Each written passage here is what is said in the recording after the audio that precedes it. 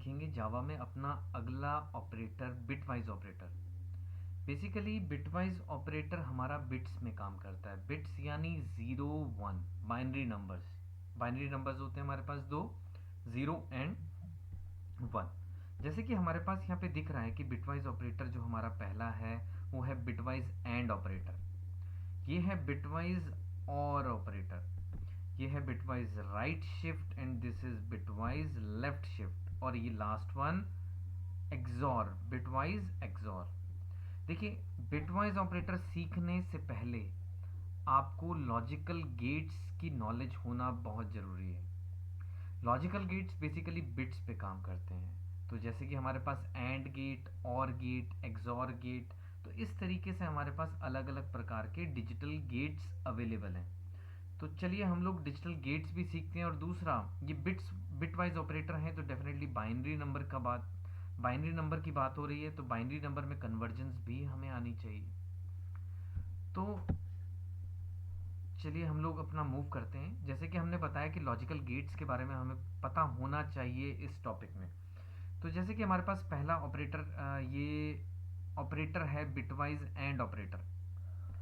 जैसे कि दो इनपुट हमारे पास है ए एंड बी, अगर दोनों इनपुट जीरो हुई तो एंड गेट में समथिंग लाइक मल्टीप्लाई होता है, यानी जीरो जीरो जीरो ही बनाएगा, और जीरो वन भी जीरो बनाएगा मल्टीप्लाई में, वन जीरो भी वन जीरो ही बनाएगा। तो उसी प्रकार से वन वन जैसे इनपुट अगर हम दे 1 एंड 1 तो आउटपुट आएगी 1, किस में, एंड गेट में।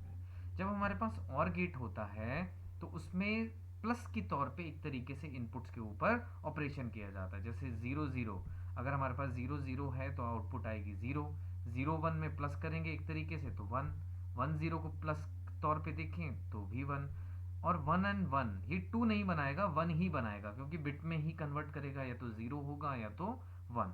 तो 1 और 1 1 बनाएगा। उसी प्रकार से हमारे पास एक्सॉर गेट भी होता है। एक्सॉर गेट में जब कभी भी इनपुट हमारी सेम होती है, जैसे 0 0 या फिर 1 1, तो 0 बनेगा। यदि दोनों 0 1 या 1 0 हुई तो 1 बनाएगा।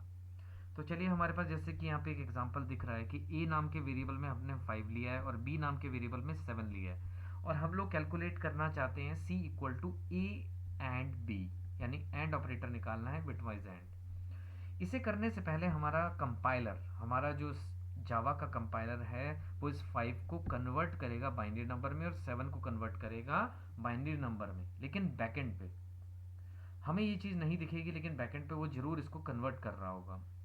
तो चलिए हम लोग अपने 5 को कन्वर्ट करते हैं बाइनरी नंबर में।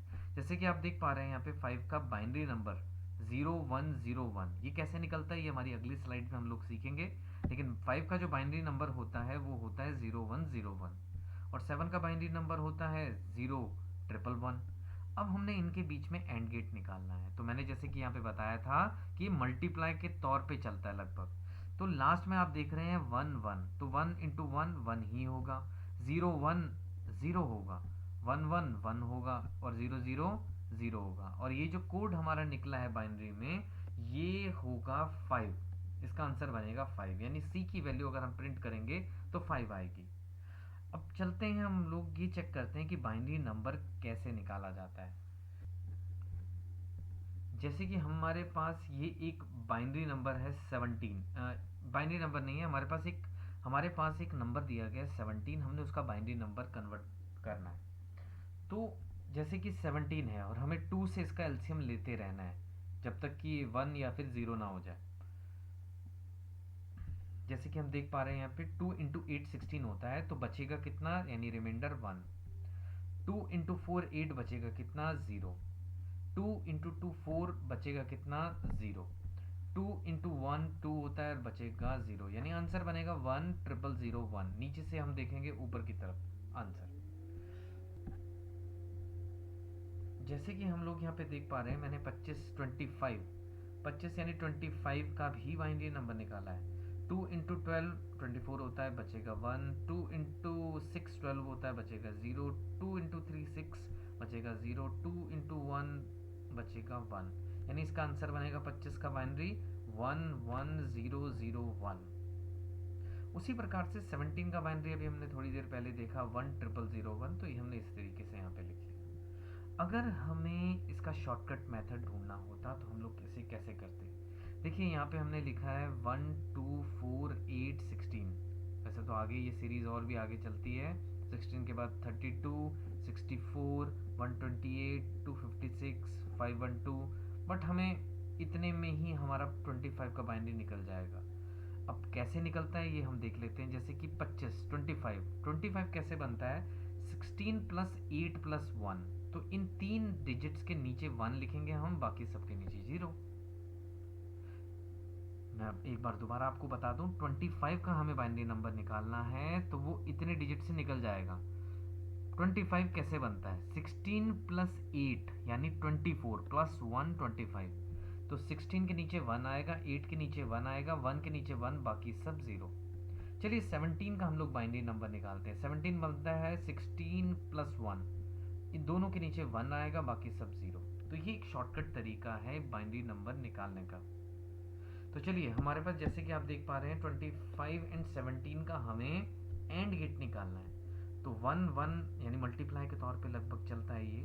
1 इंटू 1 1, 0 0 का 0, 0 0 का 0, 1 0 का 0, 1 1 का 1। और ये जो नंबर है, अब मान लीजिए इसके ऊपर 16 है और इसके ऊपर 1, जैसे कि यहाँ पे शॉर्टकट में आप देख रहे हो 1 2 4 8 16।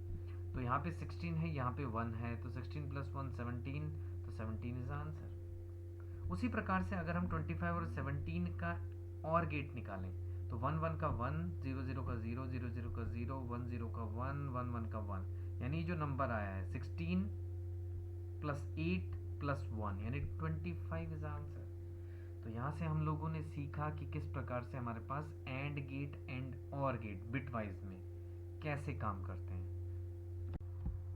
अब हम लोग अपनी इक्लिप्स IDE पे इस प्रोग्राम को चला के देखेंगे कि bitwise and operator and bitwise और ऑपरेटर कैसे काम करता है।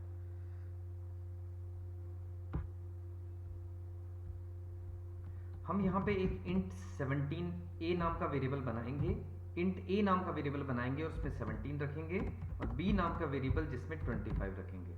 और अगर हम int c equal to a and b करेंगे, और अगर हम इसको प्रिंट करने की कोशिश करते हैं, c को हमने प्रिंट करना है, तो c को हम चेक करेंगे।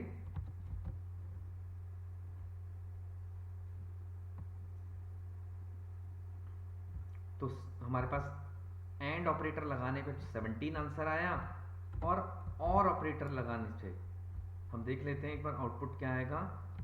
और ऑपरेटर में जब हमने चेक किया तो 25 ही आया। तो इस तरीके से हमने सीखा बिटवाइज एंड बिटवाइज और ऑपरेटर।